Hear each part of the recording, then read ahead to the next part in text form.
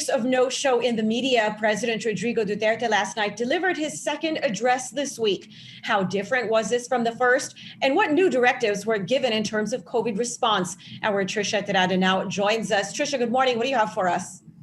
Yes, Ria, good morning. President Rodrigo Duterte floats the idea that government can take over hotels in a worst-case scenario should the government run out of COVID beds. In the same breath, the chief executive admits this is not an ideal solution. I can always order the military and the police to go there and confiscate the operation of the hotels.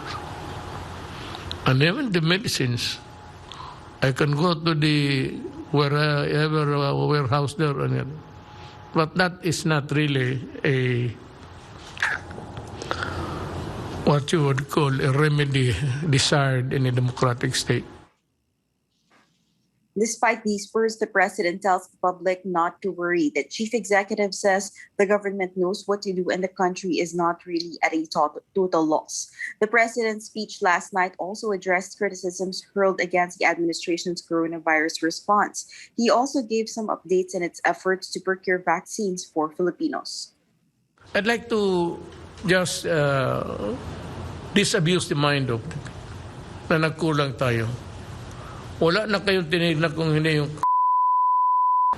hindi tayo nagkulang.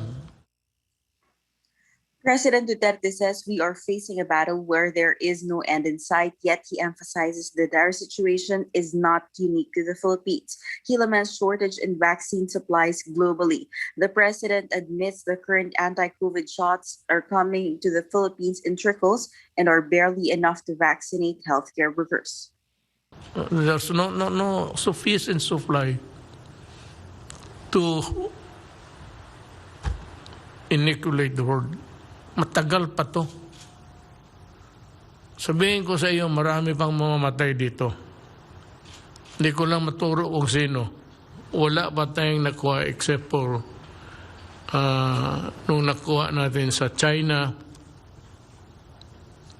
Now, you know exactly what I mean kung sabihin ko nung binigay sa atin ng China.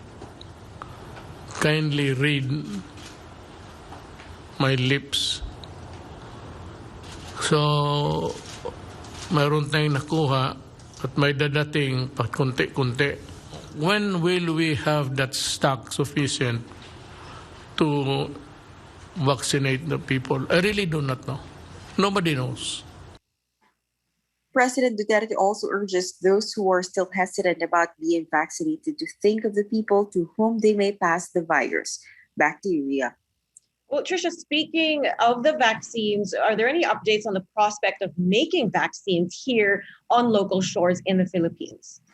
Well, Trade Secretary Mon Lopez says 4 companies are interested to manufacture vaccines locally, but they're relying on the support from the government. First, they need a green lane on getting government permits. They're willing to comply with the requirements, so Lopez underscores the importance of prioritizing the speedy processing of documents to put up a plant or a manufacturing site.